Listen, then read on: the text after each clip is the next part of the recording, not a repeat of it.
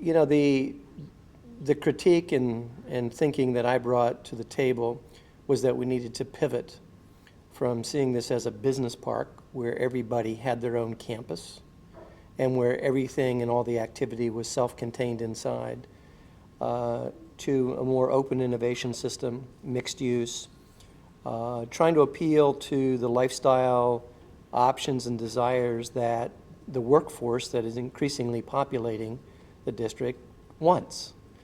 You know, you can't do a suburban business park any better than the suburbs can. It's more costly to do buildings in the city. The infrastructure needs to be renewed. Oftentimes structured parking needs to be added.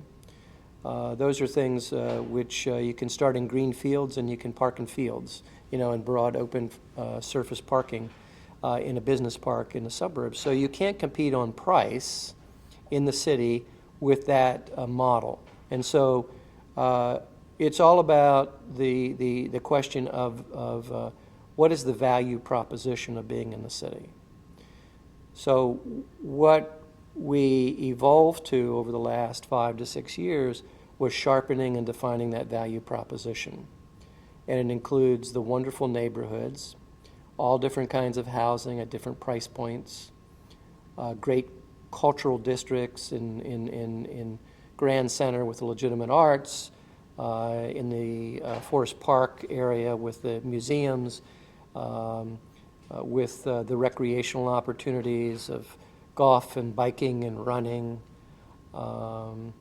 and looking at all of those, including the restaurants and the Grove and Euclid, all of these things really as being part of the urban value proposition, and Cortex sits right in the middle of that. So trying to leverage and recruit all of that built-in infrastructure and amenity that's already there, and drawing people's attention to, if you're going to be in Cortex, these are the things that will support you, nurture you, as well as what you're doing and the science you're doing in the building. So really creating an innovation community that encompasses and embraces all of those community assets that surround it. Not just the 187 acres where we're building our buildings, but everything around it, 1,500 acres that surround it, it's all part of the innovation community. Hence, we changed our name to the Cortex Innovation Community.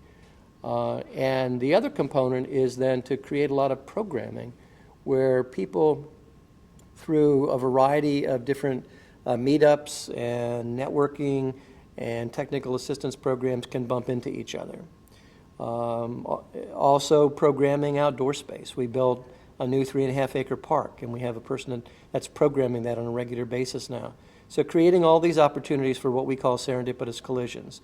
Again, creating community, accelerating the interactions of innovative people, smart people, in cool places and cool spaces. And when you do that, you're much more quick to innovate and to solve problems that companies are having.